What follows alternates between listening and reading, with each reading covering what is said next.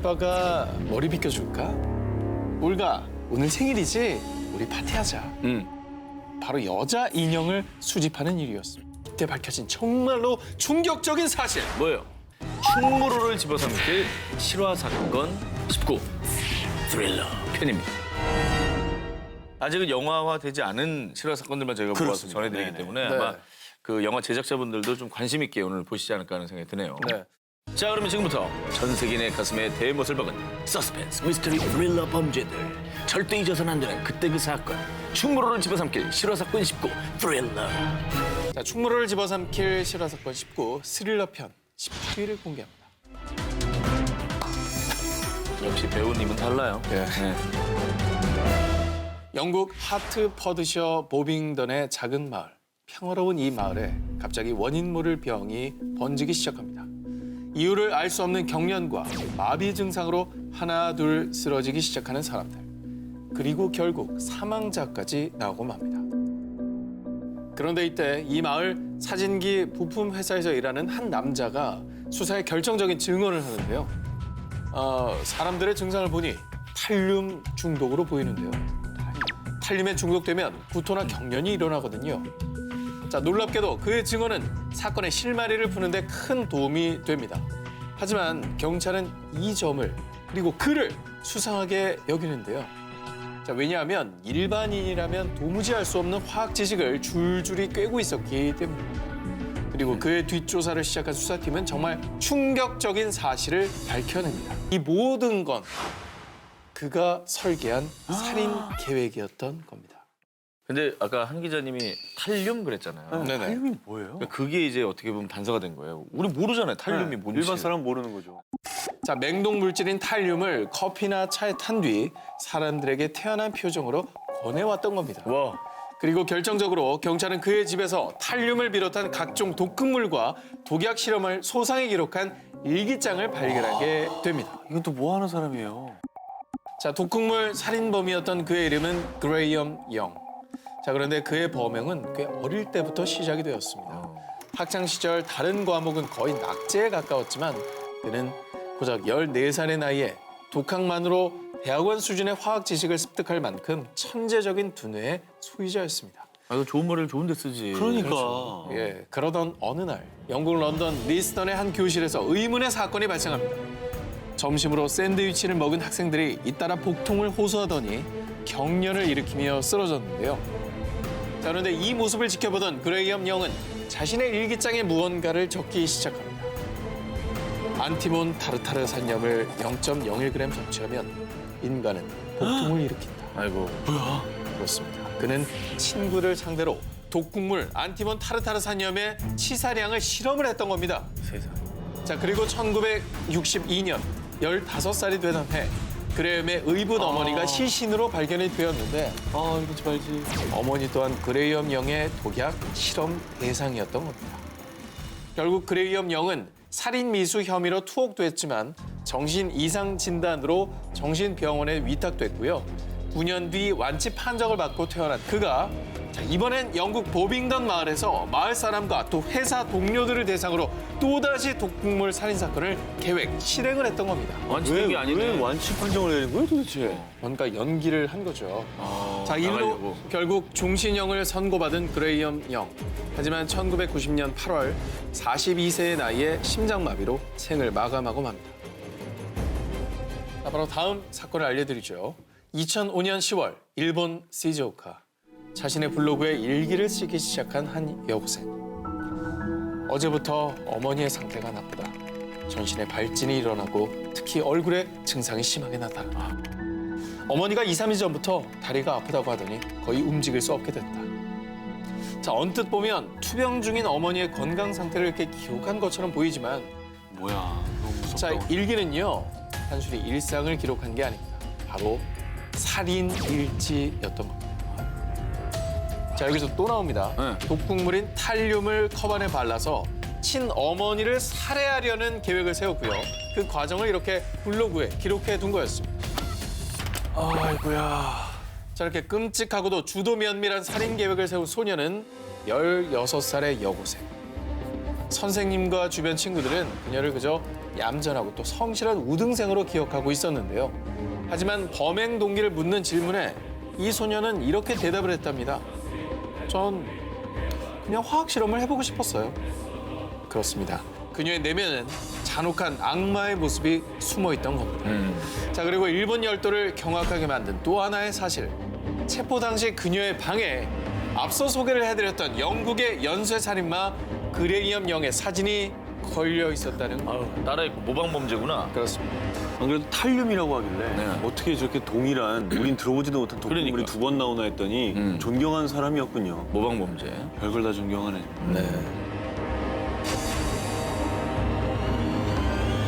충무로를 집어삼킬 실화 사건 19 스릴러 편 16위 공개합니다. Coming soon. 이게 진짜 스릴러다. 네가 해. 거의 오시엔인데요. 네, 계속 제가 틀고 있어요. 대한민국 넘버원 채널 오시엔. 러시아 수도 모스크바에서 동쪽으로 약 400km 떨어져 있는 니즈니 노브고르드주. 이곳에 사는 46세 아나톨린 모스크빈. 그는 무려 13개 언어를 구사하며 특히 고문헌 해석에 밝아 10권이 넘는 러시아 역사책을 집필한 저명한 학자였습니다. 훌륭한 사람인데요. 그런데 그에겐 정말 특별한 취미가 하나 있었으니 아빠가 머리 빗겨줄까? 올가, 오늘 생일이지? 우리 파티하자. 바로 여자 인형을 수집하는 일이었습니다. 자, 그런데 2011년 어느 날 아나톨린의 아파트를 우연히 방문한 부모님은 방을 가득 채운 물건을 보고 경악을 금치 못했습니다. 온 방에 가득 찬 인형들 때문인데요. 그런데 이때 밝혀진 정말로 충격적인 사실. 뭐예요? 당시 그의 집을 가득 채운 인형은 뭔데? 미라화된 여아 시체였던 겁니다. 사람 시체요? 게다가 이 시체들은 무려 29구나 발견이 됐다는 거예요. 어머 웬일이야. 자, 낮에는 존경받는 역사학자로 또 밤만 되면 추악한 모습으로 사람들의 눈을 피해 매일 밤 동네 공동묘지를 파헤친 그. 무덤에서 꺼낸 여아 시체만 무려 159. 아니 진짜 상상도 못했어요. 아니, 이게 부모들이 생각해요. 이게 말이 되냐고요. 나는 그 가족들이 정말 걱정돼요. 자, 러시아 전역은 물론 전 세계를 충격에 빠뜨린 이 사건. 자, 너무나도 엽기적이어서 그 누구도 선뜻 영화로 제작하지 못해왔던 게 아닐까요? 아, 이게 16이라니까 과연 이어지는 사건들도 얼마나 더 엽기적이고 충격적일지 저는 너무 상상이 안 갑니다. 뒤에 기사를 읽기가 무서울 정도. 진짜로. 진짜 오늘은 그래요. 충무로를 집어삼킬 실화 사건 19 스릴러 편 11위 공개합니다. 자, 11위 마더 사라진 아이들. 1994년 10월에 발생한 미국 전역을 뒤흔든 유괴 사건. 두 아들을 눈앞에서 잃은 엄마는 급기야 방송에 나와 눈물로 호소를 합니다. Whoever has my children, 말을 어렵게 이어가고 that 계세요. they please bring them home. 자, 사건의 전말은 이렇습니다. 3살 된 마이클과 14개월 된 알렉스를 차에 태우고 교차로 빨간불에 멈춰서서 신호를 기다리고 있던 수전 스미스. 자, 그런데 갑자기 총을 든 흑인 남성들이 나타나 수전을 차에서 끌어내렸고요. 어린 두 아들이 타 있는 채로 차를 탈취해 갑니다. 자, 수자는 곧바로 경찰에 신고했고요. 대대적인 수사가 진행됐는데요. 마침내 실종 9일 만에 두 아들을 찾게 됩니다. 다행이다. 하지만 이미 깊은 호수에 빠져서 그 둘은 익사한 상태였습니다. 아유 뭐야. 자, 그런데 범인이 잡히자 미국 전역은 분노로 휩싸일 수밖에 없었습니다. 범인은 바로 엄마 수잔 스미스였기 때문에. 아니 이게 무슨 말도 안 되는 소리예요? 소름 돋아. 아니 그럼 중간에 도둑은 뭐예요? 차 도둑은? 교차로에서 빨간불 신호를 기다리고 있는데 강도들이 나타났고 그곳엔 아무도 없었어요. 자, 경찰은 바로 이 증언을 통해서 수상한 점을 느꼈고요. 곧바로 수잔을 추궁해 결국 자백까지 받아냈습니다. 수잔이 증언했던 교차로 신호등은 감응 신호로요. 다른 차도의 차량을 감지해서 빨간불로 바뀌는 신호등이었기 때문에 수잔이 서 있던 차도가 증언대로 빨간불이었다면 다른 차도의 차량이 분명히 있었다는 거였죠. 빨간불에 섰다고 했는데 아무것도 없었다는 건 거짓말이라는 그렇지. 그렇죠. 거죠. 네. 자, 역시나 조사 결과 수잔이 직접 마이클과 알렉스를 자동차 좌석에 묶어 호수를 향해 굴러가도록 했었던 거였는데요. 자, 근데 그 이유가 더 기가 막힙니다.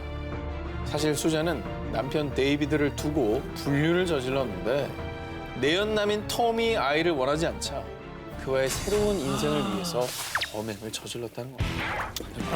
그냥 진짜. 정말 이게 욕이 나오죠. 아, 욕이 나오네 이거. 욕설이 그냥 나오죠. 결국 그녀는 1995년 두 아들을 살해한 죄로 종신형을 선고받고 지금도 사우스캐롤라이나주 교도소에서 복역 중이라고 합니다.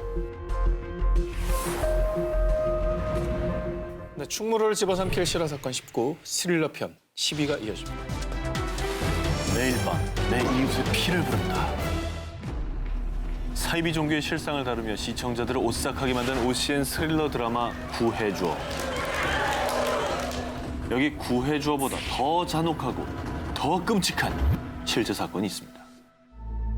2012년 3월 멕시코 소노라주 황급히 경찰서를 찾아와 10살 아들이 실종됐다며 울부짖는 한 부부. 그런데 얼마 후 경찰은 실종된 아이가 잔인하게 살해당하는 장면을 봤다는 목격자를 찾게 되는데요. 그의 증언은 아주 끔찍했습니다. 여러 무리의 사람들이 실종 아동의 목을 자른 후 혈관을 통해 흘러나오는 검붉은 혈액을 빈 통에 모으고 있었다는 겁니다. 미치겠다. 목격자의 진술을 토대로 경찰은 범인을 잡기 위해 그들의 은신처를 급습합니다. 그런데 경찰은 눈앞에 펼쳐진 괴기스러운 상황에 당황하고 마는데요.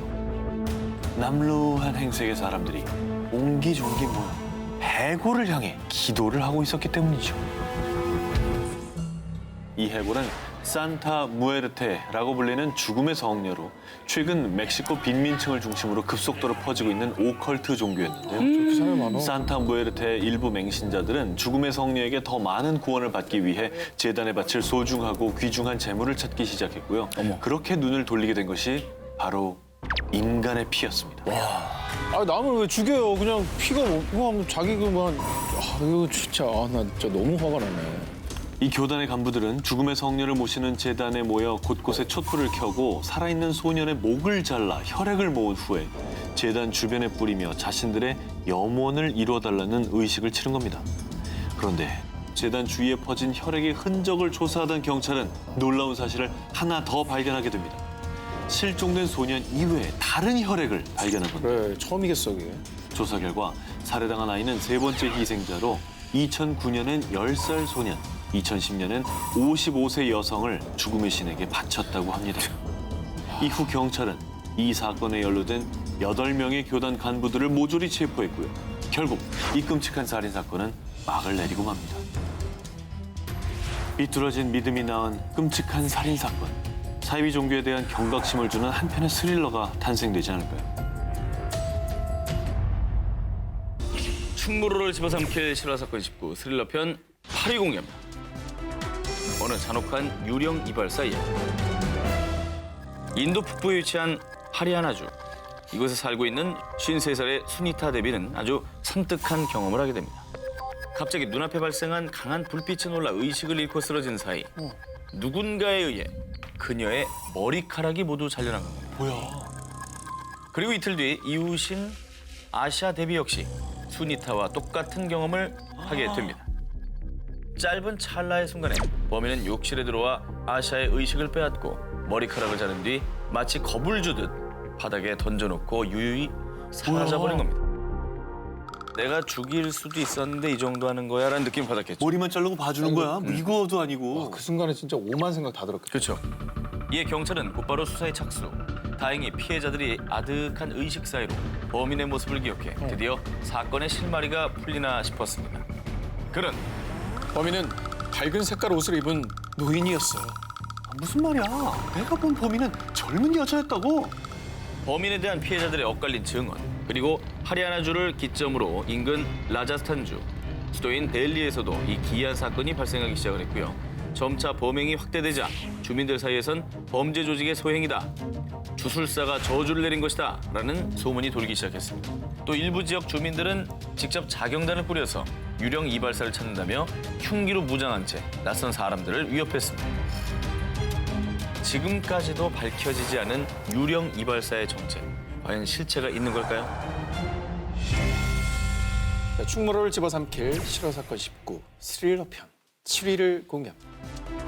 피로 얼룩진 유토피아 데빌 아일랜드. 1906년 멕시코의 포르피리오 디아스 대통령은 태평양에 위치한 무인도 클리퍼든 섬에 대한 실효적 지배를 인정받기 위해 섬에 등대를 건설하고 책임 장교인 라몬 아르노를 필두로 13명의 군인과 아내 그리고 하인들을 보냈습니다. 이들은 클리퍼든 섬을 유토피아로 만들기 위해 많은 땀을 흘렸고요. 그 결과 1914년 섬의 주민은 무려 100여 명으로 늘어났는데요. 그런데 1910년에 멕시코 혁명이 일어나면서 이들을 섬으로 보낸 포르피리오 디아스 대통령이 사임됐고요. 이윽고 섬의 정착민들을 방치, 나몰라라 하게 됩니다. 버림받은 처지가 된 주민들, 결국 영양 부족으로 괴혈병을 앓으며 하나둘 목숨을 잃기 시작했고요. 식량을 구하기 위해 바다로 나간 책임 장교와 섬의 남자들은 카누가 침몰해 모두 사망하고 맙니다. 이제 클리퍼든 섬에 남아있는 주민들은 모두 여자들과 아이들뿐. 그런데 이 절망적인 상황에 등장한 한 남자. 무리와 떨어져 홀로 절벽 아래 오두막에 살았던 등대지기 빅토리아노 알바레즈였습니다. 이때부터 유토피아를 꿈꾸던 클리퍼든 섬은 지옥의 섬으로 변하기 시작합니다. 빅토리아노는 섬의 왕을 자처하며 모든 여자를 성노예로 삼았고요. 자신이 소지한 소총 한 자루만 남기고 다른 무기는 모두 바다에 버린 후 자신을 거역한 사람들을 무자비하게 살해하기 시작합니다. 빅토리아노는 책임 장교의 아내였던 엘리시아를 자신의 아내로 맞이하겠다고 하는데요. 그런데 이때 엘리시아는 굶어 죽던 아니면 빅토리아노에게 죽게 되는 건 매 한 가지다. 결혼을 준비할 시간을 달라고 한 뒤 빅토리아노가 방심한 사이 남겨진 사람들과 함께 도끼와 망치로 그를 죽이고 맙니다. 그런데 그때 해안선 너머에 있는 미국 상선 요크타운 호가 이들 앞에 나타난 겁니다. 결국 엄마와 아들 페드로는 다른 생존자들과 함께 그곳을 빠져나올 수 있었습니다. 다행이네. 이게 만약에 한국에서 제작이 된다면 빅토리아노 후보 누굽니까? 쉽지 않네요. 마동석 어때요? 마동석. 왜냐면 그동안은 너무 이제 호감 연기만 해오셨는데 네. 아예 그냥 악역이야. 저는 굉장히 좀 약간 여리여리하지만 뭔가 그 안에 뭔가 그 에너지를 숨기고 있는 누구? 조우진 배우. 조우진 씨. 저는 요즘에 조우진 그만. 님의 연기에 좋다. 이제 푹 빠져 있거든요. 그래요. 저희 셋은 조우진 씨로 예. 축하드립니다. 여러분. 노래를 하겠습니다. 축하드립니다. 자, 충무로를 집어삼킬 실화 사건 19 스릴러 편 6위 공개합니다. 사라진 10년 나를 찾아줘. 이탈리아 남부의 한 마을 운전 중이던 알로이시오 조르다노 씨는 음주 단속 경찰을 만나게 됩니다. 잠시 저 검문 있겠습니다. 어딘가 모르게 불안하고 떨리는 눈빛의 조르다노. 그런데 그때 여기요. 저 뒷좌석의 아이는 누굽니까? 아들인가요? 아무 대답도 하지 않는 조르다노. 결국 조르다노는 경찰과 함께 집으로 향했는데요. 그런데 경찰은 그의 집에 들어서자마자 놀라움을 금치 못합니다. 뭐냐 또. 온 집안은 쥐와 벌레로 들끓었고 심지어 화장실도 플라스틱 양동이뿐. 그런데 더 충격적인 것은 이 지옥 같은 곳에 온몸이 찢기고 멍든 채 묵혀있는 여자와 날로 보이는 어린 소녀가 함께 있었다는 겁니다. 이게 뭐야 또. 아니 이게 도대체 무슨 상황이에요 이게. 지난해 11월 이탈리아 전체를 큰 충격에 빠뜨린 이 사건. 지난 11월. 얼마 안 됐네요. 지난 11월이요? 그렇습니다. 이 비극의 시작은 10년 전으로 거슬러 올라갑니다. 이탈리아 남부 지젤리아 근처의 한 시골 마을에 루마니아 출신의 19세 소녀가 일자리를 구하기 위해 찾아왔는데요. 이 소녀가 찾은 일자리는 불치병을 앓고 혼자 사는 한 부인의 간병인 자리. 하지만 부인의 병색은 점점 악화되어 갔는데 그런데 그때 오랜 시간 집을 떠나 있던 부인의 남편 알로이시오 조르다노 씨가 돌아왔던 겁니다. 자, 그런데 안타깝게도 부인은 남편이 돌아온 지 얼마 되지 않아 결국 세상을 떠났는데요. 간병인 소녀에게 조르다노 씨는 당분간 지낼 장소를 마련해 주겠다고 했습니다. 그런데 그녀가 도착한 곳은 털어빠진 오두막집 앞. 조르다노, 그의 정체는 알고 보니 여성 유괴 및 성폭행 혐의로 5년형을 선고받고 수감됐다가 풀려나 집을 오랜만에 찾아왔던 남자였던 겁니다. 자, 그리고 19세 소녀가 29이 될 때까지 무려 10여 년이나 흘러서야 세상에 알려진 지효. 한 남자의 비뚤어진 욕망으로 짓밟힌 한 소녀의 10년. 그 시간은 그 무엇으로도 보상받을 수 없을 겁니다. 충무로를 집어삼킬 실화사건 19 스릴러 편 5위 공개입니다. 완벽한 공무원의 이중 생활. 2011년 9월 어느 날 리양시의 한 경찰서로 한 여성이 뛰쳐들어옵니다. 살려주세요. 지금 지하 감옥에서 탈출했어요. 거기에 다른 여자들도 더 있어요. 여자와 함께 급히 찾은 인근의 한 아파트. 평범해 보이는 아파트 외관과는 달리 지하에는 감옥으로 개조된 지하실이 존재했습니다. 그런데 더 놀라운 건 그곳에 3명의 여성이 갇혀있던 겁니다. 피의자 혐의는 고의 살인, 강간, 집단 매춤, 불법 감금, 마약 제조, 음란물 유포 등입니다. 이 엄청난 범죄를 저지른 사람은 단 한 사람. 그의 이름은 리하오. 리양시 품질 및 기술 관리국에서 근무하는 공무원이었던 건데요. 그는 함께 일하는 동료들 사이에서도 늘 평판이 좋았던 인물이었습니다. 그런데 그의 완벽한 모습 뒤에 가려진 엽기 행각들. 아내에겐 야간 업무를 한다며 집을 나선 뒤 그의 발길이 향한 곳은 지하 감옥. 그곳에서 그는 자신이 납치한 여성들에게 폭행과 강간을 일삼았고 그러던 2011년 9월 많은 돈이 필요했던 리아오는 여성들에게 성매매를 시켰는데 감시가 허술한 틈을 타 한 여성이 탈출했고요. 경찰에 신고하며 그의 범죄가 세상에 알려지게 된 거죠. 인간의 탈을 쓴 짐승, 이 말이 그냥 딱 맞는 인간이네요. 인간이 가져서는 안 될 잔혹한 양면성. 완벽한 공무원의 이중 생활이었습니다. 충무로를 집어삼킬 실화사건 19 스릴러 편. 이번엔 4위를 봅니다. 수취인 불명 그 섬의 미스터리.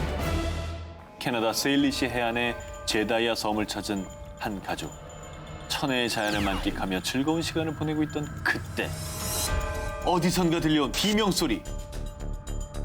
이 가족이 발견한 물체의 정체, 말 그대로 잘린 발이었습니다. 당시 제다이아 섬을 찾은 가족이 발견한 운동화는 양말을 신은 남성의 오른발이 들어있었습니다. 그리고 이로부터 일주일 후 인근의 가브리올라 섬에서도 또 다른 남성의 오른발이 발견되더니 무려 12년 동안 운동화를 신은 잘린 발이 18개나 발견되고 맙니다. 그런데 정말 더 의아하고 미스터리한 점은 발견된 발은 딱 복숭아 뼈 위치까지 잘려져 있었으며 운동화를 신었다는 공통점이 있었는데요. 아우, 웬일이에요. 이게 우리 저 한강에서 이런 일이 있다고 생각해보세요.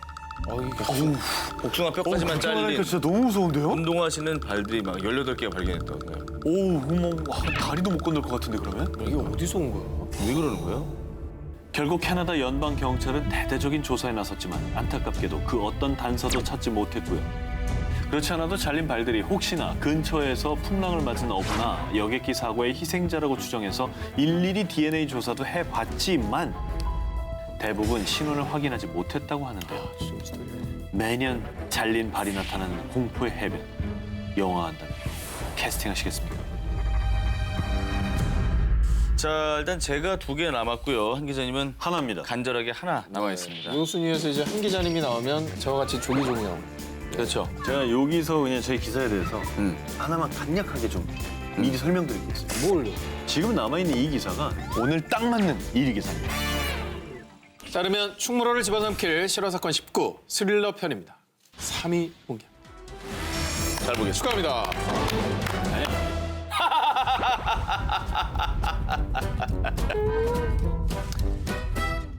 행방불명된 등산객을 찾기 위해 홋카이도 다이세트 산 위를 날던 경찰 헬리콥터. 순간 기묘한 문양을 발견합니다. 그 문양은 바로 SOS라고 쓰인 구조 문자였죠. 그리고 실종된 등산객이 무사히 구조되면서 안도의 숨을 내쉰 그 순간 그는 경찰 조사에서 이 SOS 문자를 쓴 적도 본 적도 없다고 대답합니다. 또 다른 실종자를 찾기 위해 산속을 샅샅이 뒤진 경찰. 그러던 어느 날 SOS 문자 인근에서 유골의 파편과 카세트 테이프, 소형 녹음기가 든 가방을 발견합니다. 그리고 그 테이프 속에는 한 남자의 목소리가 녹음돼 있었는데요.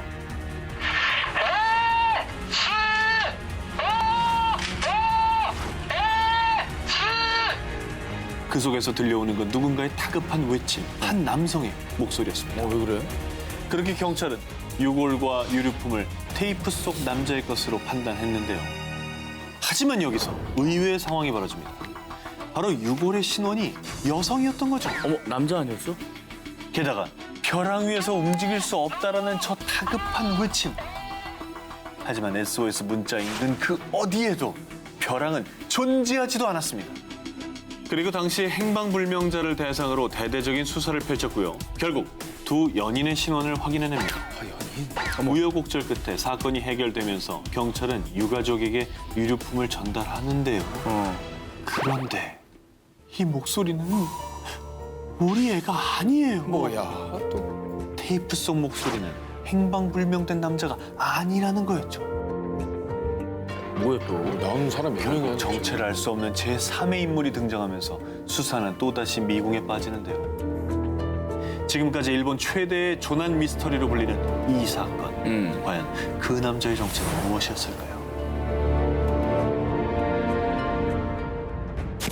충무로를 집어삼킬 실화 사건 19 스릴러 편. 자, 오늘은 전 세계 스릴러 팬들을 매혹시킬 실화 사건을 소개해드리고 있습니다.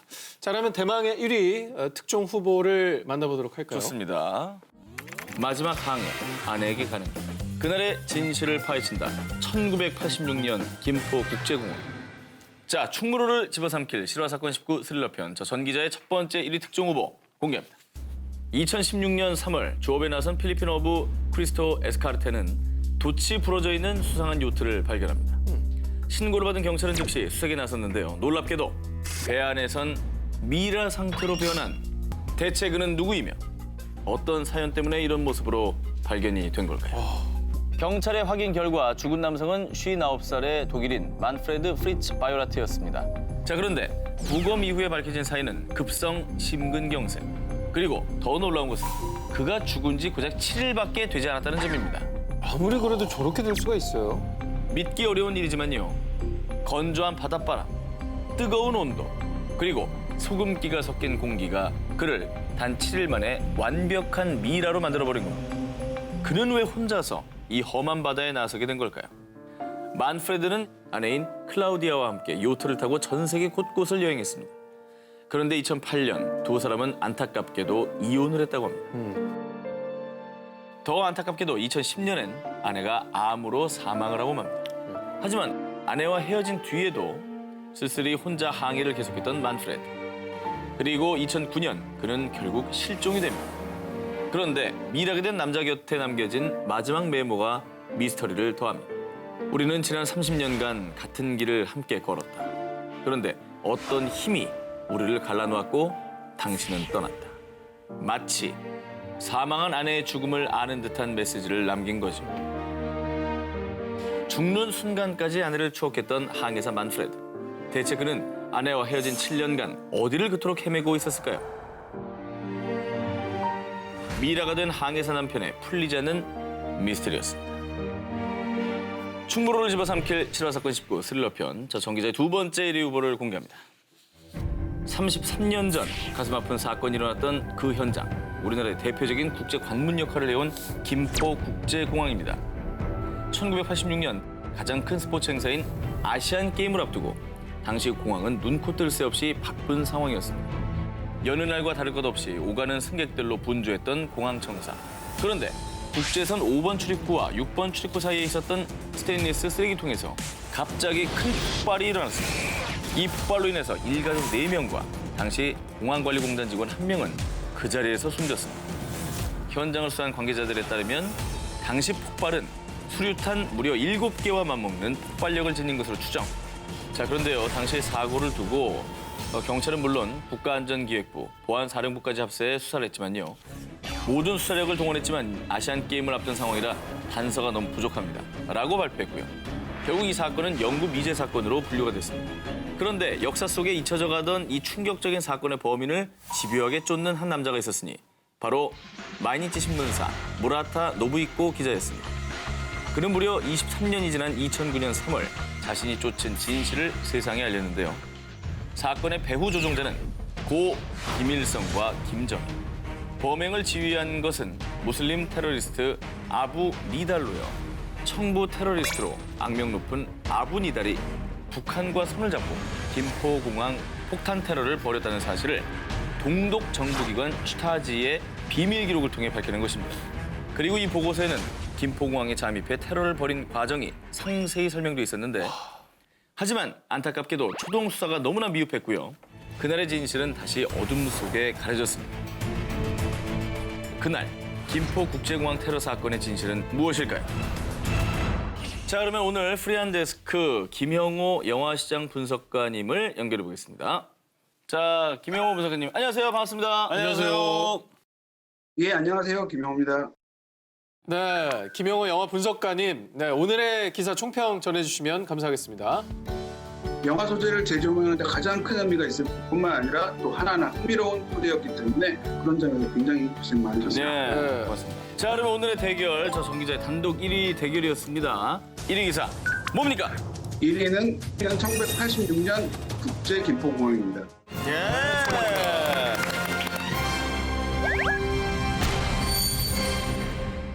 안타깝게 희생된 분들을 재조명할 수 있다는 점이 가장 크기도 하고 또 그리고 이 사건이 위대였기 때문에 그만큼 무자비한 테러, 무기력한 당시 상황 이런 것들을 보여주면서 이 영화적 상상력을 더하면 위넨 같은 블록버스터도 나올 수 있지 않을까 싶습니다. 네. 자, 김영호 분석가님 오늘 고맙습니다. 고맙습니다. 예, 고맙습니다. 네. 오늘의 특종 용자여 도전. 극강 스릴 투어 19. 용자여 도전하라. 극강 스릴 투어 19, 10일에 공개합니다.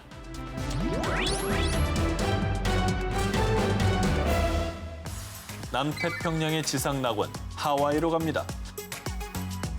하와이 8개 섬 중 크기가 가장 커서 빅 아일랜드로 불리는 이곳에는요. 세계에서 활동이 가장 활발한 활화산, 아직도 부글부글 끓고 있는 킬라우에아가 있습니다. 그런데요. 다큐멘터리나 영화 속에서만 보던 이 활화산의 뜨거운 용트림을 내 눈앞에서 볼 수 있는 특급 투어가 있습니다. 바로 라바 보트 투어. 이 보트를 타고요. 힐로베이에서 출발해 무려 1000도, 어머, 1000도! 이 1000도가 넘는 용암 50m까지 접근할 수 있습니다. 용암이 바다로 흘러 들어가는 정말 CG 같은 대장관을 볼 수 있는 겁니다. 이야. 저렇게 가까이 가서 보는 거예요. 와. 와, 멋있다. 저걸 언제 보겠냐고. 이 용암을 눈앞에서 딱 목격한다면 말이 50m지 용암의 열기 때문에 배 안에서도 뜨거운 기운을 고스란히 느낄 수가 있는데요. 파도에 젖었던 옷이 금세 말라버렸어요. 라고 할 정도고요. 그리고 붉고 묵직한 용암이 흘러내리다 바다를 만나 수증기가 쫙 퍼지는 황홀한 광경에 대박, 판타스틱, 스고이네, 에스투벤토 등 각국 관광객들이 자국말로 감탄사를 연발합니다. 거기에 라바보트 투어의 하이라이트, 선라이즈 투어. 보통 6시부터가 매직 아워로요. 어두운 하늘의 은하수와 붉은 용암의 장관 컬레버에 저 멀리 지평선으로 해가 떠오르는 그 황홀경. 이 미쳐버릴 것 같은 광경을 본 관광객들은요. 신비로운 광경에 꿈을 꾸는 기분이었어요. 자연의 힘을 느낄 수 있는 내 평생 잊지 못할 경험이라며 극찬 일색. 참고로 가장 베스트 뷰 포인트는요. 라바보트 투어 맨 앞자리. 출렁이는 파도가 온몸으로 느껴지지만 명작을 제일 앞자리에서 보는 느낌이랍니다. 어디서도 볼 수 없는 대자연의 용트림을 보고픈 분들은 꼭 한번 체험해보시기 바랍니다. 자, 이 부글부글 활화산 킬라우에아를 보트 타고 바다에서 만났다면 이번에는 스카이, 하늘에서 즐겨보겠습니다. 장관이다. 저렇게 용암이 솟아오르고 헬기를 타고 활화산 위를 날아다니며 하는 투어인데요. 이건 하고 싶다. 근데 이게 스릴 투어니까 네. 혹시 헬기 밖에서 봐야 되고 막 이런 거 아닙니까? 헬기 밖에서요. 문도 없고 그런 거 막 아니야? 내다봐야 되고 막 이런 거 아니에요? 일명 Doors Off Tour. 문이 없는 헬기를 타고 그렇겠지.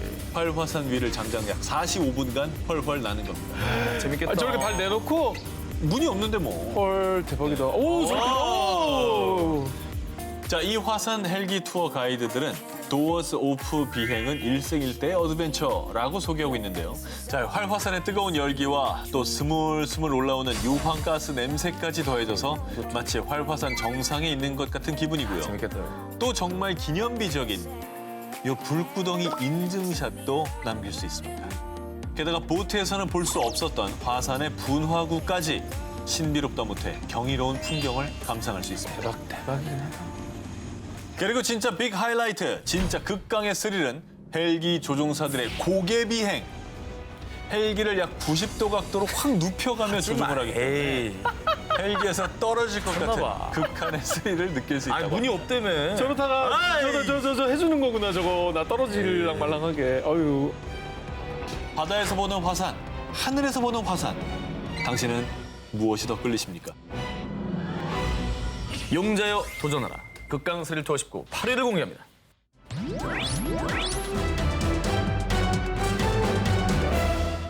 이번에 제가 준비한 두 스릴 체험은요. 정말 특별한 스페셜한 장소에서 이루어지게 됩니다. 바로 DAM. DAM. 댐이 뭐 스릴이랄 게 뭐 있어요? 이 댐에서 스릴을 즐기는 방법 두 가지 타입이 있습니다. 자, 먼저 슬로울리하게 즐기는 스릴 체험을 먼저 가보겠습니다. 호주의 남서쪽 작은 섬 태즈메이니아에 있는 보든댐은요. 높이가 무려 140m, 어이구야. 33층 건물 높이 정도라고 합니다. 그럼 이 고든댐에서 어떻게 극강의 스릴을 경험하느냐? 바로 하강 실시! 현수 하강! 그걸 한다고요, 여기서? 자, 군대 다녀온 분들은 다 해봤겠죠. 바로 현수 하강입니다. 고정된 로프를 몸에 설치한 뒤 건물 33층, 140m 높이의 댐에서 내려오는 것입니다.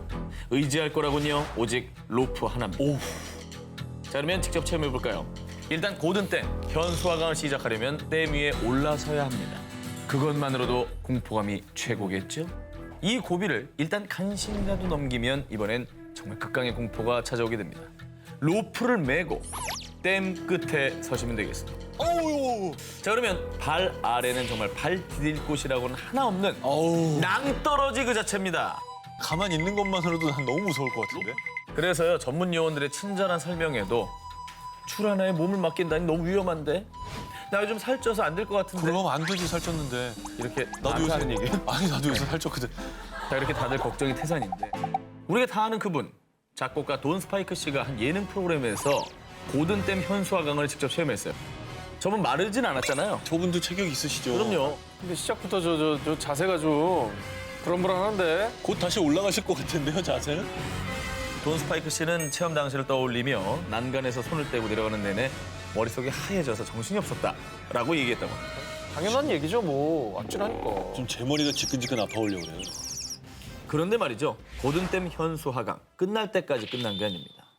이게 또 안 끝난 거예요? 안 끝났어요. 내려가면 또 뭐 있어요? 자, 내려갔으면 다시 원래대로 올라가야 되겠죠. 자, 올라올 때는요. 구멍이 뻥뻥 뚫린 가파른 철제 계단을 이용해야 하는데 저게 힘들다. 시선을 아래로 내리자마자 현기증이 팍 아우. 내려갈 땐 한 번, 올라올 때 또 한 번 극강의 스릴을 체험할 수 있는 호주 고든댐 현수하강 체험이었습니다. 호주 고든댐에서 슬로울리한 스릴을 즐겼다면 이번엔 성격이 급한 스피드 좋아하시는 한 기자님한테 강추하는 번지입니다. 스위스 남부 티치노주 해발 470m 베르자스카 계곡에 위치한 베르자스카 댐. 저긴 더 커 보인다. 자, 이곳은 첩보 영화의 정석 007 골든아이의 촬영. 아 거기 나온대요? 자, 여러분도 단 7.5초면 제임스 본, 피어스 브로스넌이 될 수가 있습니다. 220m 높이의 댐에서 지상까지 제임스 본드처럼 멋지게 번지 점프 같이 와, 저거는 진짜 너무 무섭다. 높이가 주는 아찔함과 짜릿한 속도감까지 아주 스릴 만점이었겠죠? 한 기자님 되시겠습니까? 일단 예약을 잡아놓을게요. 저거는 정말 무서울 것 같아. 자, 이곳에선요 정말 공포의 다단계 번지점프 도장 뛰기를 할 수가 있습니다. 가장 처음 만나는 스릴, 안전장비, 전신 하네스를 착용한 채 뛰는 007 클래식 점프부터 영화에 나오는 것처럼. 그렇죠. 그리고 이 007 클래식 점프를 성공한 자들만이 도전할 수 있는 다음 단계 뒤로 뛰는 007 백월드 점프. 저게 너무 무섭겠다. 그리고 세 번째, 용자들의 피날레. 또 있어요 여기서? 뒤로 돈 상태로 손잡이 하나에만 의지한 채 그대로 슝 뛰어내리는 울티머. 에이! 에이! 자, 그리고 이곳에서 만나는 진짜 스페셜 007 골든아이 속 명장면을 그대로 재현할 수 있는 007 VIP 이벤트. 그러니까 영화 속에 정말 007이 될 수 있는 건가요? 그렇지. 먼저 웰컴 드링크와 간단한 간식을 먹으며 긴장을 풉니다. 그리고 007하면 또 멋진 폭발 수트 아니겠어요? 그래서 수트를 촥 빼입고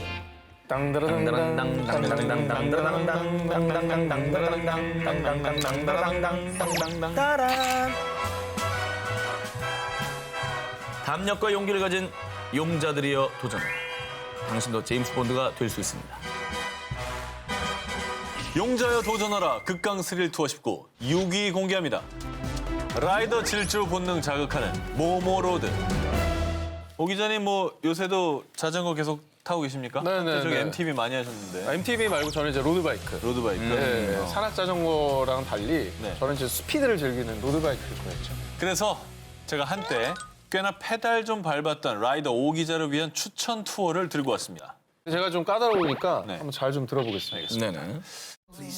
웅장한 산과 눈을 뗄 수 없는 장관 때문에 매년 2만 5천 명의 라이더가 찾는다는 세계 MTB 라이더의 성지, 익스트림 스포츠의 핫스팟, 융가스 도로입니다. 이 융가스 도로는 남아메리카 중앙부 볼리비아의 수도 라파스와 휴양지 코로이코를 잇는 약 64km의 도로인데요. 그런데 이 도로엔 무척 파격적인 별명이 있습니다. 세계에서 가장 위험한 도로, 일명 데스로드. 아, 뭐요? 아니 이사태하는 분한테 데스로드를 데스로드를 추천해? 이름이 데스로드인 거죠? 아, 정말 너무하네. 자, 이 융가스 도로가 왜 데스로드가 됐느냐? 바로 안데스 산맥 절벽 위에 차도가 딱! 거기에 상습적으로 강으로 길이 매우 미끄럽고 잦은 안개 때문에 시야가 확보되지 않아 사고의 위험이 매우 높고요. 가드레일도 거의 없어요. 가드레일이 없다고요? 조금만 실수했다가는 정말 아찔하겠죠. 보기만 해도 너무 아찔하고 위험해 보이는데 이게 라이더들의 왜 성지가 된 겁니까? 도로가 매우 위험하다 보니 볼리비아 정부는 2006년에 융가스 도로를 대체할 새 도로를 개통했습니다. 그래서 이 도로에는 이제는 거의 차가 다니지 않게 됐는데 그랬더니 이 스릴을 쫓는 스틸 하트, 강심장 라이더들이 모여들기 시작한 거죠. 절벽 위에서 즐기는 이 스릴 라이딩, 일명 데스로드 바이크 투어는 해발 4,700m 락쿤브르에서 시작되는데요. 와 진짜 뭐 일단 길 좁은 거 보이시죠? 거기다 비포장입니다. 돌뿌리가 자전거 바퀴에 걸려서 사정없이 튀지만 정말 전속 질주. 도로 중간중간에 쏴 폭포가 시야를 가려도 용자들의 폭풍 질주는 막을 수 없습니다. 이 MTB 라이딩을 즐기는 분들은요. 한 번 요 융가스 도로에서 바퀴 맛을 보면 우리는 죽음의 길에서 생존했어. 모두에게 이 투어를 추천해. 어렵지만 포기하지 마. 그만한 가치가 있어. 이런 가슴 벅찬 후기들을 남긴다고 합니다. 내 인생의 멋진 날, 평생 두고두고 볼 인증샷. 데스로드에 걸맞게 깎아지는 절벽 위에서 체크한. 어머. 정말 언젠가는 제가 자전거 타는 거 너무 좋아하니까 한번 천천히라도 해보고 싶긴 해요. 네. 천천히 해볼만 하지 뭐. 정말 천천히.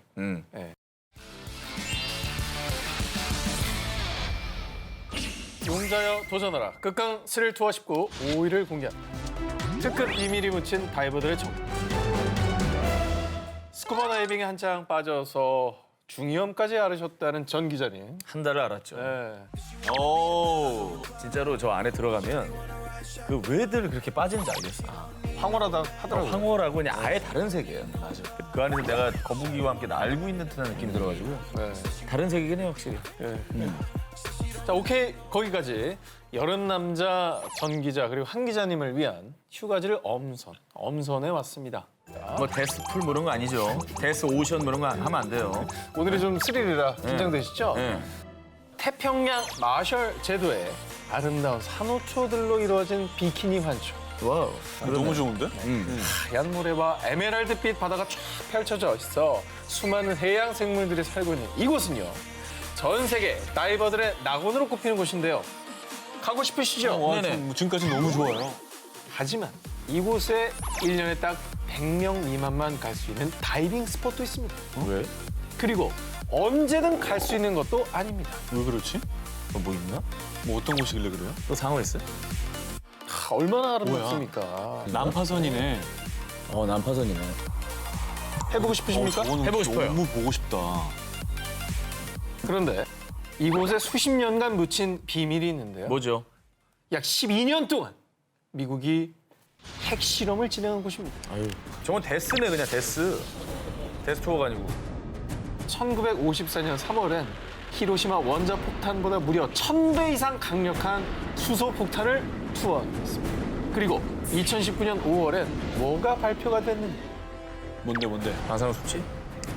유엔 구테레스 총장의 보고에 따르면 핵을 묻은 콘크리트 돔이 갈라져 방사능 유출 위험이 있다고 발표한 겁니다.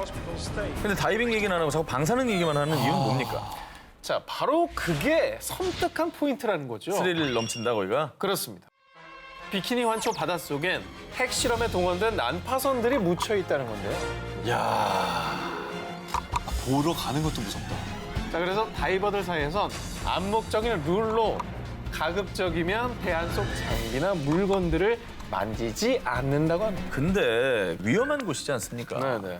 여기 왜 추천하는 것이며 왜 다이버들의 낙원이라는 겁니까? 자, 물론요. 네. 많은 다이버들이 이 사실을 알고 있지만 네. 그럼에도 불구하고 이곳을 찾는 이유. 약 70년 동안 거의 무인도와 같았기 때문에 않은 자연이 고스란히 형형색색 수십 종류의 물고기 떼와 아름다운 산호초 등 천혜의 자연 경관이 다이버들의 마음을 사로잡았고요. 진짜 형형색색으로 아름답긴 하네요. 저거를 정말 내 눈으로 볼 수 있다면 이런 생각을 다이버들이라면 할 것 같아요. 예, 정말 영광으로 여기는 건 이곳을 난파선들의 무덤이라 불리는데요. 자, 이 배들은 노르망디 상륙 작전 같은 역사적인 현장에 있었던 전투함들이 역사책에 나오는 거예요. 오. 그야말로 심해 속 잠든 역사를 두 눈으로 직접 보고픈 모험심 강한 다이버들의 버킷리스트라고 합니다. 사실은 뭐 이 다이버들은 그 굉장히 천혜 바다가 굉장히 중요하잖아요. 이 시야가 아예 달라요. 아, 그럼 네, 근데 저기는 어쨌든 사람의 때가 안 묻어 있으니까 천혜 환경을 느낄 수 있긴 하겠네요. 용자여 도전하라. 극강 스릴 투어 19 4일 공개합니다. 호주 아무나 가지 않는 관광지. 화이트비치와 산호초로 유명한 호주 남부 아웃백 지역 근처에 있는 마랄링가는요. 신식 숙소가 있어 깔끔하고 와이파이도 꽝. 아유 좋네. 정말 이보다 더 여행자들을 위할 수 없는 편의시설이 잘 마련되어 있는 곳입니다. 그런데 2018년 미국 유력 일간지에서는 호주에서 가장 적은 사람이 방문한 관광지라고 소개했다는데요. 별론가요? 시설이 저렇게 좋다면서 왜 사람이 안 가죠? 그 이유 1950에서 60년대 이곳은 원자폭탄 실험장이었습니다. 진짜. 오늘 뭐 테마 확실하시네요. 네. 호주와 영국 정부의 주도하에 1956년부터 1963년까지 모두 7차례에 걸쳐 원폭 실험이 실시된 장소였다는데요. 어마어마하네. 근데 여기 관광이 가능합니까? 땅속에 있는 방사성 물질이 새어나온 것을 막기 위해 콘크리트로 꽁꽁꽁 봉인을 해놓은 상태고요. 호주 정부는 약 820억 원 이상을 들여 대대적인 방사성 정화 작업을 펼쳐왔다고 합니다. 자, 그래서 2016년도부터 본격적으로 관광객들에게 마랄링가 지역을 오픈, 지금은 캠핑장까지 운영하고 있다고 합니다. 진짜? 그런데 원래 이 위험 지역, 접근 금지 이런 게 사람들의 호기심을 더 자극하는 법이죠. 가지 말라 하면은 왜 가지 말라 그럴까 하면서 가는 사람도 있어요. 아 그것도 이제 저기 사람이 안 갔으니까 금단의 지역이었어요. 내가 빨리 갔다 와서 저기 얘기를 또 해주고 싶고. 자, 그리고 마랄링가의 유일한 관광 안내원인 로빈 매튜 씨. 아직 이곳에는 방사성 물질이 있습니다만은 하지만 한 입 가득 그 흙만 삼키지 않으면 괜찮다니까는. 참 쿨하시죠? 자, 그럼 약 50년 동안 금기, 또 금지의 땅이었던 마랄링가 투어에 나서볼까요? 자, 황색의 보호복과 산소 마스크로 완전 무장을 하는 건 아니고요. 그래요? 그냥 뭐 내 옷 그대로 입고 미니 버스에 탑승하면요. 원폭 실험장이 설치돼 있던 당시의 활주로, 수영장, 철도, 또 원자폭탄의 엄청난 위력으로 인해 생긴 분화구 모양의 큰 구덩이까지 눈앞에서 볼 수가 있습니다. 그리고 무엇보다 방문객들의 가슴을 철렁이게 만드는 것, 바로 이 표지판. 그러니까 어떻게 보면 뭐 이곳이야말로 아픈 역사의 현장을 둘러보는 다크 투어리즘의 한 시라고 할 수 있겠죠. 자, 그래서요, 마랄렌가 지역을 방문한 이들은요, 가슴 아픈 역사의 한복판에 서니 감회가 새로웠습니다. 이라며 가슴 한켠에 찡한 후기들을 남긴다는데요. 부디 앞으로는 이런 일들이 반복되지 않길 바라며 다크 투어리즘의 의미를 되새기는 투어가 되진 않을까 싶습니다. 용자여 도전하라 극강 스릴 투어 19 3입니다. 전한 1대1로 가야 돼요. 전! 1대1. 와, 진짜 캐모.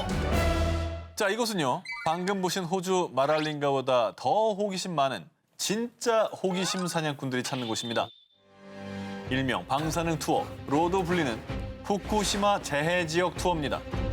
이거는 제가 한 거랑 차원이 좀 달라요. 그래요? 왜요? 네. 아니 콘크리트로 안전장 다 하고 다 묻어놓고 이게 한 거랑 지금 아직도 좀 뿜어져 나오는 데 아닙니까? 근데 굉장히 어쨌든 이렇게까지 소개할 정도면 찾는 분들이 많다는 얘기고. 성업 중이죠. 우리가 당장은 이해하기 힘들지만 한번 드러나 봅시다. 진짜 좋아요. 위험해요. 한번 들어보십시오. 네. 2011년 3월 11일 진도 9.0의 강력한 지진이 일본 동북부 지방을 강타. 이후 최대 약 17m의 쓰나미까지 덮쳐 수많은 인명피해를 낳았던 그 가슴 아픈 재난 다들 기억하실 겁니다. 뉴스 화면에는 믿을 수가 없었어요. 이게 일본만의 사고 아니잖아요. 그렇죠. 전 아시아에 영향을 미치는 뭐 전 세계적으로 이제 재앙이죠. 재앙이죠. 그런데 놀랍게도 대지진 이후 7년이 지난 2018년 2월부터 후쿠시마 제1원전부터 원전에서 약 20km 안에 있는 후타바 오쿠마 나미의 도미오카 지역을 둘러볼 수 있는 투어 상품이 생긴 겁니다. 하하.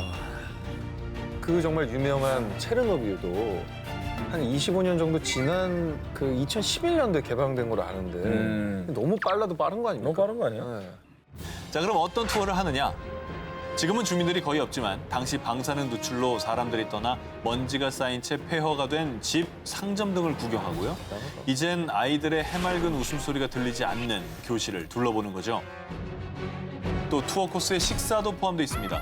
나미에 지역 우케도 마을 상가에서 식사를 하는데 돈가스부터 현지 음식인 나미의 야끼소바, 연어, 새우, 참치가 들어간 해물 덮밥까지 다양하게 마련되어 있는데요. 다만 이거 원산지가 어디예요? 라고 묻는다면 그것은 알 수 없다. 그것은 알 수 없다. 라고 뭐라고? 한다고 합니다. 그렇다고 농담이야, 한다고 뭐야. 합니다. 근데 지금 우리도 이렇게 걱정하잖아요. 이 투어를 들으면서. 작년 2월에 투어가 시작됐는데 무려 23개 나라에서 약 200명가량이 투어에 이미 참가를 했습니다. 정말 호기심 천국이네요. 그리고 지금 상태는 어떤지도 궁금하시죠? 투어 소개 홈페이지를 보면요. 도쿄에서 뉴욕으로 비행기를 타고 가면서 노출되는 방사선 양인 약 0.1 밀리시버트보다 훨씬 적은 0.004 밀리시버트에 노출된다라고 설명하고 있습니다. 그런데 작년 7월 미국 최대 온라인 스트리밍 업체에서 후쿠시마 원전 투어 다큐멘터리를 방영했습니다. 투어 중에 버스가 한 지역에 들어서자 방사능 수치가 마구 치솟는 현상을 보여줘서 관광객들이 두려움에 떨며 투어를 포기하는 일도 있었습니다. 와. 어쨌든 간에 뭐 이런 투어 프로그램을 만드느니 객관적인 지표, 개선됐다는 지표를 자꾸 좀 보여주는 게 우선이 돼야 되지 않을까. 용자에 도전하라 극강 스릴 투어 19 1위 후보 한 개씩이 남아 있는데요. 네. 헤드라인부터 한번 확인해 볼까요?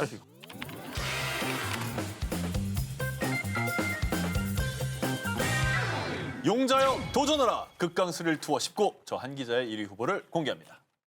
아프리카 대륙에서도 가장 더운, 그야말로 지구상에서 가장 뜨거운 땅! 에티오피아의 다나킬 사막으로 말입니다.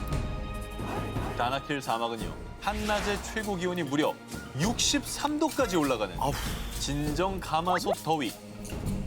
그런데 이 지옥의 땅, 다나킬 사막을 더 뜨겁게 하는 것이 있었으니 바로 화산! 가뜩이나 더운데 화산까지 터져요? 그렇습니다. 와. 에티오피아 여행사에서는 특별한 모험을 즐기고 싶은 자 다나킬 사막으로 오라! 라고 소개할 정도인데요. 에티오피아의 북부 도시 메켈레에서 가이드와 함께 다나킬 사막 투어를 시작하는데요. 다나킬 사막 투어의 첫 번째 목적지는 소금 사막입니다. 이곳에선 소금 사막이 삶의 터전인 소금 캐는 광부들과 낙타들의 모습. 정말 삶의 현장을 볼 수 있고요. 이어서 다음 코스는 유황천. 화산 활동으로 인해 지표면 위로 유황 성분이 뿌려지면서 형형색색 시선을 사로잡는 신비로운 색을 띠는 것이 포인트. 근데 이제 색감이 이쁘긴 하다. 정말 인공적으로 만들어낸 색깔 같잖아. 드디어 대망의 하이라이트. 다나킬 사막 투어의 핵심은 바로 활화산입니다. 오! 제철소 아니에요. 장관은 장관이다. 제철소 아닙니다. 절대 반지 던져놓게 생겼어. 연기를 뿜는 산을 의미하는 다나킬 사막의 활화산 에르타 알레는요.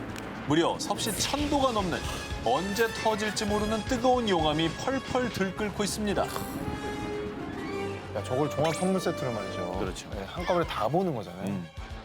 그런데요. 이 다나킬 사막 투어의 킬링 포인트답게 화산 보는 일은 만만치 않습니다. 세상에 공짜는 없죠. 왜냐? 차가 진입할 수 없는 3시간의 야간 산행을 해야만 볼 수 있기 때문인데요. 걸어가야 되네요. 그렇습니다. 또 힘든 산행 끝에 화산이 불타오르는 피크 타임 약 새벽 4시까지 산에서 노숙을 하는 인고의 시간이 지나야만 드디어 펄펄 타오르는 살아있는 마그마가 눈앞에 딱! 아니 근데 진짜로 대단한 비주얼인 건 정말 인정이에요. 인정. 못 본다니까, 네. 딴 데가. 그러니까 너무 극한 체험이잖아요. 네. 그러니까 영화 신과 함께를 내 몸으로 체험한다라고 생각하고 하면 또 의미가 있을 것 같긴 해요. 그럼 전 기자 하나 골라주세요. 다나킬 가실래요? 후쿠시마 가실래요? 다나킬 가실래요? 후쿠시마 가실래요? 전 다나킬이죠. 전 다나킬이죠. 봐요. 후쿠시마보단 낫다니까. 후쿠시마는 최악인 거예요. 자, 용자여 도전하라. 극강 스릴 투어 19. 저 정기자의 1위 후보를 공개합니다. 자, 이번에 소개해드릴 스릴 투어는요. 정말 스릴의 끝판왕, 완전체라고 할 수가 있습니다. 산에서 암벽 오르기, 사다리 타기, 외줄 타기까지. 이걸 다 할 수 있는 그런 게 있어요? 그럼요. 산에서 느낄 수 있는 모든 스릴을 모아 즐기는 산악 3종. 바로 비아 페라타입니다. 와우. 와우. 여기 미치겠네. 야, 이거 무슨 영화 오프닝 같다. 이탈리아어로 철로 만든 길이라는 뜻의 비아 페라타는요. 가파른 암벽에 굵은 와이어를 고정시켜서 카라비너라고 하는 고리를 걸고 저게 목숨줄이네. 이동할 때마다 고리를 번갈아 끼우며 등반하는 산악 레저입니다. 야, 이거 쓰러지겠다. 이거. 저게 더 위험하네. 화산이 낫죠? 화산보다. 화산은 그래도 땅에 발은 붙이잖아. 저기 저희가 소개해드리는 걸 다 가라고 하는 게 아닙니다. 그냥 보시라는 거예요. 그 중에서도 제일 핫한 곳은 이탈리아 북부 산악지대로 이탈리아 알프스의 대명사, 환상의 암벽 천국으로 불리는 돌로미테. 이쁘긴 진짜 예쁘다. 그런데요, 주변에 펼쳐지는 아름다운 자연 경관에 감탄하는 것도 잠시. 발 아래는 천길 낭떠러집니다. 저 감탄이 되겠어? 오 마이 갓. 저 목숨줄 저 고리 하나에 딱 걸고 가는 거잖아. 한 걸음 한 걸음 내디딜 때마다 아찔아찔, 오소소소소 돋는 소름은 범입니다. 자, 다음은 로프를 밟고 아슬아슬하게 이동해야 하는 외줄타기 코스입니다. 흔들흔들 출렁출렁 줄 위에서는 특히 더 초집중해야 되기 때문에 방심은 절대 금물입니다. 자, 그리고 더 높은 암벽으로 향하기 위한 대망의 사다리 코스. 한 발씩 발을 뗄 때마다 온몸으로 느껴지는 아찔한 높이. 비아 페라타를 즐기는 사람들은요, 과정은 극한이지만 코스의 정상에 도달했을 때 온몸으로 느껴지는 성취감 때문에 계속 저는 산을 찾게 돼요라며 비아 페라타의 매력에 흠뻑 빠지게 됐다고 합니다. 추천하는 본인 하시겠습니까? 전합니다. 아, 해요? 후쿠시마 가는 이 전가요? 저는 서 있는 저 공간에를 평생 갈 수가 있겠냐고. 저기서 맞는 바람, 공기. 아하, 맞게 해드리겠습니다. 예스! 예스! 매니저랑 좀 얘기 좀 해보겠습니다. 자, 그럼 오늘의 데스크 여행 컨텐츠 크리에이터 소희 씨를 영상으로 만나보겠습니다. 안녕하세요. 안녕하세요. 안녕하세요. 자, 오늘 저희 기사들 총평 전해주시면 감사하겠습니다. 정말 아찔한 투어의 연속이었습니다. 생각만 해도 손에 땀이 나는 스릴 투어 중심으로 순위를 결정했습니다. 자, 그럼 이제 오늘 기사 중 대망의 1위 기사 발표해 주시기 바랍니다. 제발. 1위는요. 1위는 강심장에게만 허락된 비아페레타. Let's get it, come on! 역시 소이. 당신 뭘 볼 줄 알아? 정말 천국과 지옥을 넘나드는 느낌이 들더라고요. 운동신경이 좋고 도전 정신이 있는 분들에겐 정말 딱일 것 같은 스릴 투어입니다. 자, 오늘 프리랜데스크 소희 씨 고맙습니다. 고맙습니다. 아, 축하드립니다.